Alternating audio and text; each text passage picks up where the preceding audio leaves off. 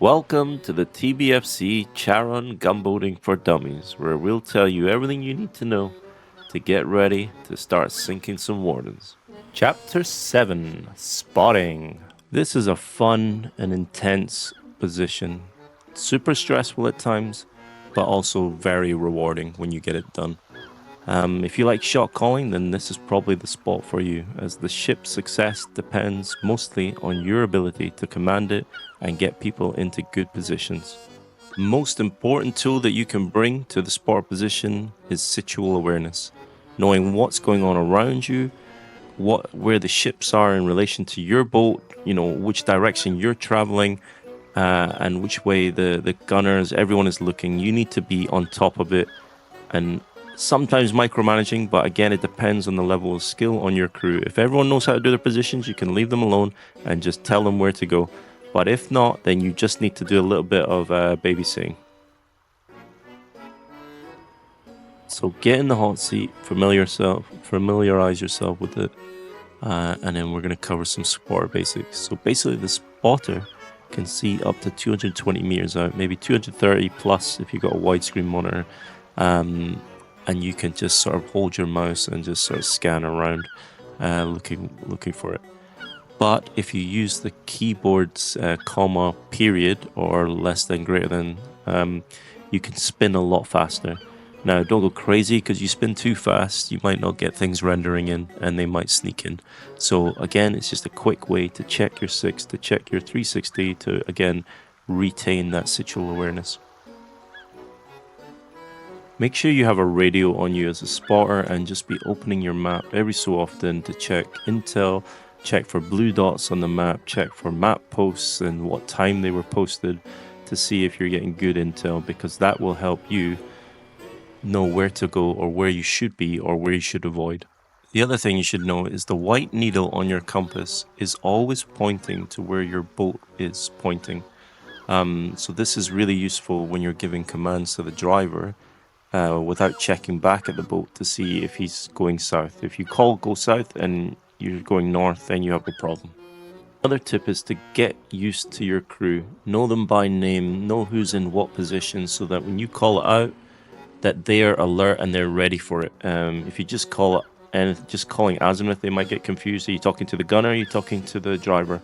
So things like Dave, azimuth 20, James, azimuth 30, Mike, get ready on that back gun. Like, these are all little things that will get everyone perked up, ready to know, like, it's my time. I need to be on it.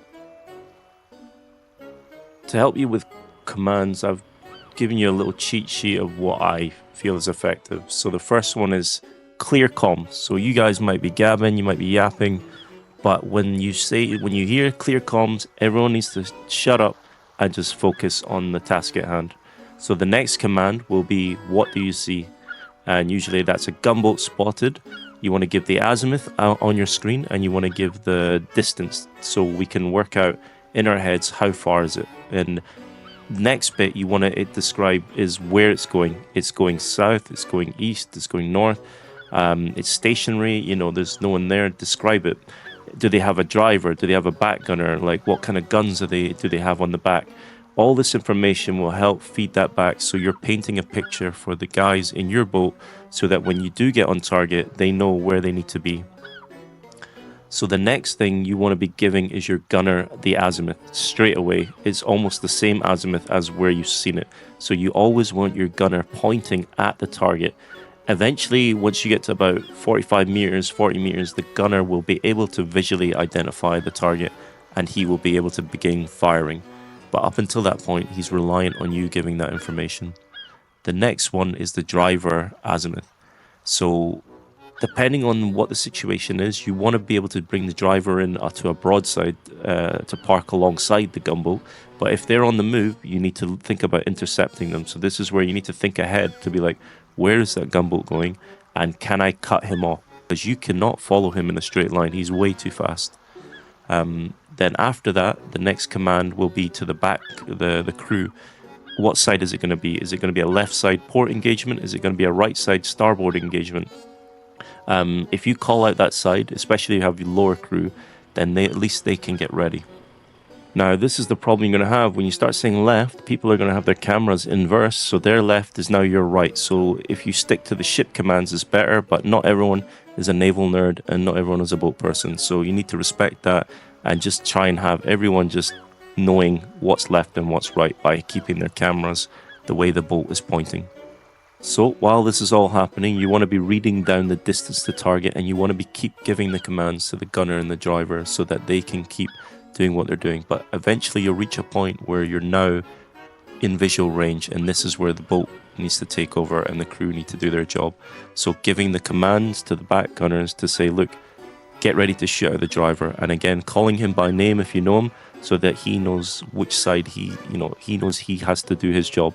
Because a lot of people will just start shooting as soon as they see it, but trying to get that driver out first will actually change the whole game. They will be stuck in the water and you will be able to outmaneuver them freely, and they will either have to sacrifice one of their crew members to jump on the driver's seat, and he's going to get shot again. So again, this is going to play into your advantage. The other thing with back gunners is if you notice them start to overshoot the boat, correct them by saying shoot the waterline, and then hopefully that they can readjust their aim and do it. Now, if they're getting shot at, they might have bloom, so it might overshoot, but that's why we always aim the waterline with the typhoons especially. Now, as the fight's unfolding, you want to turn into your cheerleader mode by just reassuring everyone, telling them to keep firing, and eventually you're going to be able to say dead, and that means everyone cease fire and let's get on to the next target. So this is where you need to obey the next rule of a Spartan. Don't tunnel vision. Yep, that's right. So many spotters die because they tunnel vision. They think they're doing a great job by reading out the distance, reading out azimuth 40, azimuth 50, and you run into a rock because you didn't see it, right? Or you run into two other gunboats that were waiting behind there. You need to keep that situal awareness. You need to be looking around. You also need to be checking back to your boat every so often to make sure that the guys are going the way you think they are going, because they might be going on your last azimuth, but now the enemy's changed complete direction and you need to adjust. So again, it's great that you're giving the azimuth, you're giving the distance, but check back in with your boat every so often just to make sure everything is as it should. Now, there is one visual bug with the gunner where he might be look like he's looking in the completely opposite direction, and this is just a bug. So again, this is where having the crew communication, where you're calling out an azimuth and your gunner is repeating that azimuth back to you so that you know, and the same with the driver, that if everyone's just repeating their commands, you know that when you gave the command, they heard it correctly and everything should be good.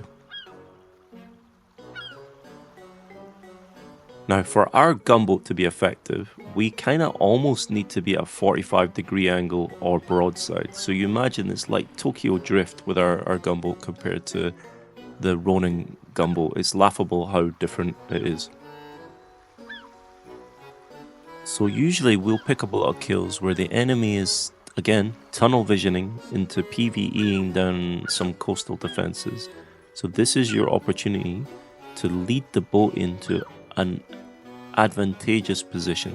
So that will be something like this, where we creep up behind them or just a little bit off to the side of them, and we want to pull into their broadside, snipe off the driver, but give that angle and then start shooting it with the main mortar as well. So it's going to take about 8 main mortars to kill that gunboat straight out, but the back gun will do at least 2 to 3% a hit. But killing the driver effectively means that that boat is going nowhere, and then we just need to tank the fight between them shooting us and there. And maybe sometimes they forget to change back to direct and they're shooting over our heads, even better. So most of your gunboat fights are going to be some variation of this. This is why it's important to get that driver when you can, because if you don't, he's going to be off into the sunset because they are way faster than us.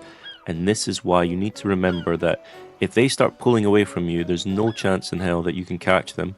So break off the engagement, just call it a loss, and then maybe he's going to come back, maybe he's hungry for it and he wants to come back and fight you, in which case he's going to play into you, and you just need to be ready for that. But if not, then just give up the chase and then call it off. I've said it before in the previous chapter, never let a gunboat get behind you. Never let any other ship get behind you, because it's going to be bad news for you, because you're all going to get decrewed by a machine gun, by a pistol. So just be wary of that. And as a spotter, you need to be checking your six. You need to be checking around you constantly to make sure nothing's getting behind you. And if it starts to get behind you and you don't like the way it's going, just go flip to broadside and take that fight. And then the better gunners win. Gunner, 285. You need to be looking right side. 3. We're close. D tech. Yeah. Turn right. Turn right. They're right on us. They're right on us. Now I'm jumping off the flame. Go right a little bit, DJ. Go right. They're right next to us. Go right. Go right. Go right. They're right there. Flame them. Holding.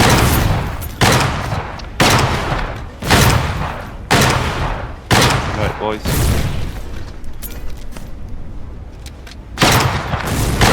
Good kill, guys. Good kill. They're pulling out shipyard 59 azimuth. You might need to cut them off, Karakai. Cut them off. Azimuth 72. 72 Karakai. Double, you're looking good. Double 56 azimuth. I might have to front gun this. Go, go, go, go, go, go. They're right in front of us. They're to the left. To the left a little bit, Karakai. Yeah. Go. Bring us in a little bit. Drive fast. Drive. Hit them. Nose them. Nose them. Nose them in. Dead. Let's go. Let's go. TBFC. Max distance double. 204 max distance. Break right. Break right, Karakai. Go direct. Go direct. Go direct. Double. They're just in front of you. Go. Go punch it, Karakai. Go. Try and get behind them. Yeah, we're getting behind them. Breaking left. Double. Start shooting. Azimuth 206. Just shoot. Yeah, you're hitting them. Yep. Keep hitting them. Turn left, Karakai. Left. Left. Left. Left. They're disabled. They're disabled. Keep firing. Fire, fire, fire. Nice, good kill, good kill. Until we're at ammo and then pull out. It's 19 shells is Gunboat, 19 shells. Clear comms, Gunboat, azimuth 147. Driver, keep us left, keep us left. Karakai, 147. Got you. It hasn't seen it. Oh no, it's seen us. Azimuth 146. 163 meters. Break right, Fuzzy. It's coming in, 162, break right. It's on our right side now. Azimuth 186. Do a full circle, Fuzzy, yep, keep circling, good. We're behind it now, Azimuth 216. They are 100 meters out, so we might be able to catch them if we can cut their north, Fuzzy. If we cut their direction, Azimuth 250, break right, double, get left gun, back left gun. 262, break more right, Fuzzy. Karakai, you should see it soon.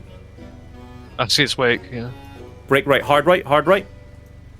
Okay, go, fire, Karakai. Double, try and get the driver. Turn into them a little bit, Fuzzy. They're disabled. Fire, they're almost dead.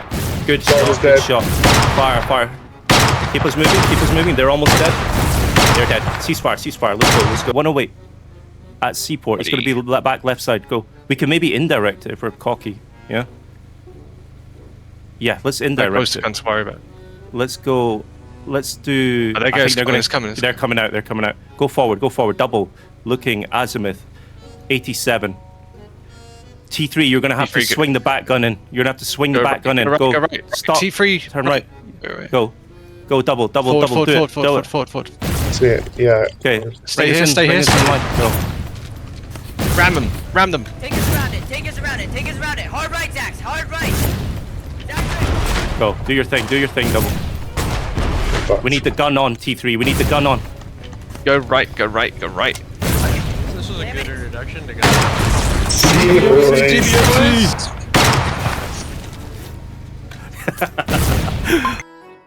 Next, we're going to talk about coastal barrages. So this is the more PvE element of a gunboat. So our gunboat has limited angles. So it does mean that positioning is more important for us, because we always want to position ourselves in a way that if we do get into a fight, we have a plan to move out of that situation, and also we have people on the back with binoculars looking around for us. So if we have that, we can start our mission. Now, the mortar can shoot minimum 75 meters to maximum 100. But when you calculate wind into that, you can sometimes be shooting plus 20 over what you can see. So this is very important to understand. And also, when you're shelling an island, you want to be playing with the wind, ideally, because then your mortars are going to be carried further, and you can stay out of trouble without having to come all the way up to the beach to shoot the bunker or the relic. Now that you're in favorable wind conditions, you want to see if you can able to hit your target. So you can fire a ranging shot. Again, we want to shoot at minimum distance ideally, because minimum distance at 75 meters will have the least dispersion. And that way you're going to have almost like sniper fire versus a very widespread kind of shotgun approach that max distance would be. So minimum distance is preferred, so try and move the boat to keep that minimum distance by moving it forward 10 meters, moving it back 10 meters, and seeing where the shots land. Once the shots are landing consistently, then you can just let it rip, and then from then on, you want to be looking around the boat. You don't want to be just staring at what the gunner is shooting, because again, once he's zeroed in, there's nothing else to see unless you want to look, but then you've got the risk of getting tunnel visioned, and that's what we were trying to avoid. Bunkers are perfect targets for coastal barrages, and the addition of flame mortars makes it easier to kill a lot of the bunker pieces. So bunker cores are very important because they give the tech, right? Is that the enemy is trying to get concrete.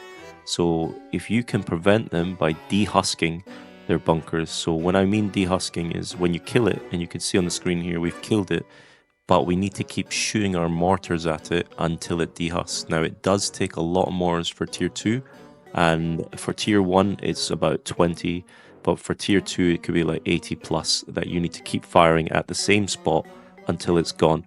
And once it's gone, it will disappear completely, and then you know it's dehusked. So that is the goal when you're gunboating, is to dehusk the bunker cores. Because facilities are no longer good targets because they just get husked, and they can be rebuilt very easily. So deleting bunkers is what you want to be doing with gunboats. Distance 197. So in this mission, we didn't have wind on our side, so you see that we have to go right up to the beach. Now this is super dangerous to be doing, but we have full intel, as you can see on the map, and then there was no QRF, so it was easy pickings. Here we are sighting in the gun, but we didn't have enough mortars to dehusk it, unfortunately. When I'm spotting, I like to just correct in 5s. Now if the gunner turns 3 degrees, then it's not a big deal, but if I just give him 5, he knows roughly how far to swing, and then that's what I'm looking for, is where the mortars last landed, let me do a mental correction to 5 left or 5 right. In this case, we were bang on the money, but we just needed to back the boat out a little bit and keep at minimum distance so that our mortars are landing on the same spot every time. Let me get in there, go steal the pallets. 3 meters, we need you. Perfect, now we're on it. Go, go, go. Fire, fire, fire, fire. Yes, that's beautiful. Right, this is some good work. So now that my gunner's sighted in, I can just continue to look around, look for threats, look for new targets, and let him do his thing. Now, relics make good targets as well for hitting with gunboats, but the downside is if there's one person in there and they have a lot of BMATs, they can out-repair 3 gunboats shooting it all at the same time. So it's a bit OP in terms of the building side, and even it could tank at 1 frigate shooting 2 120s at it if it's got like 2 or 3 people repairing. So it's something to note that you could kill a relic, but if they're repairing it, they're probably going to make it life very difficult for you. On the other side of that, the fact is that some relics, if they don't have enough player activity, you cannot actually spawn on that island at all. And that can play into your favor, because if no one can spawn, you're free to do what you want and break it down and kill it. So once you kill it, it will turn off AI within like 5 to 10 minutes. All the AI will go offline, and that means you can literally just walk in there with some charges or a CV, blow it up, and then tap it straight away. So if you can coordinate with some other people, it's a very effective strategy.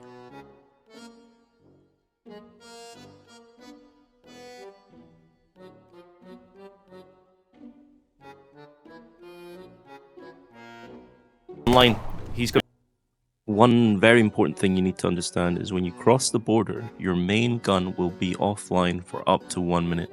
So it's good practice for you to remind everyone as you cross the border that the guns will be off for 1 minute, because you never know what's on the other side. You might go over and you might see a gunboat and you might get carried away. You might go and drive up to it, and before you know it, you're sitting looking at it and it's shooting you and you can't do anything.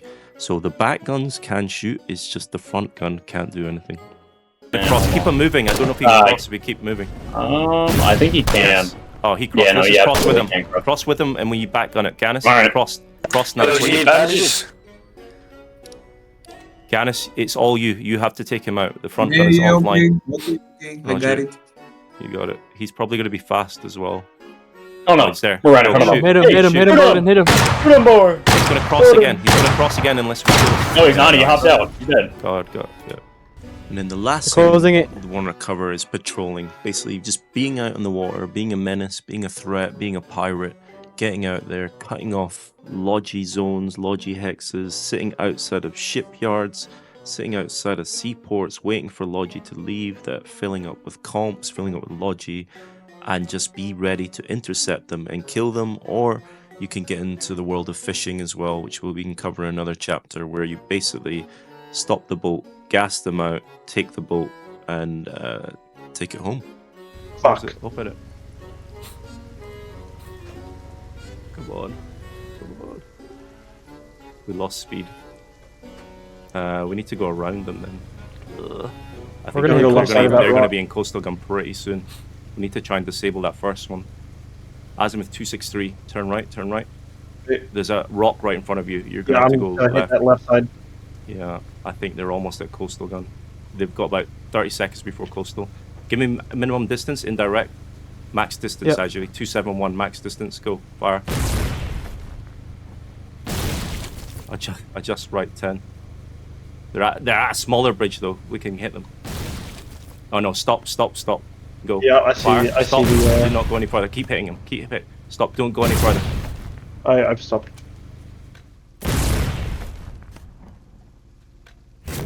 We can go forward a little bit. Yep. I have the mod. I can see the dash. Nice. Go. Please. Disable one. He's disabled or with disabling. There's a gunboat coming out to meet us after we kill this. If we can kill it. Is a gunboat coming? Yeah, the gunboat's on the other side. Nice. Right, reverse. Give me max distance. 261. Go. Gunboat stop. Fire for effect. Go. Stop. Do not move. Fire. Adjust left 2. Fire. Right, we've scared them. Let's get out of here. So that concludes chapter 7, spotting. Hope you've enjoyed it. And remember to stay off intel. Just treat intel as if it was tapped, especially when you're patrolling, and then you shouldn't be detected. And hopefully you can find them and kill them. So see you in the next one. Bye.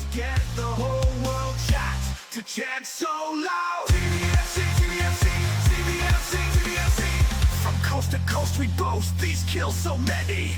Wardens can't stop us, they sunk already. QRF 911, Davy Jones hotline is busy.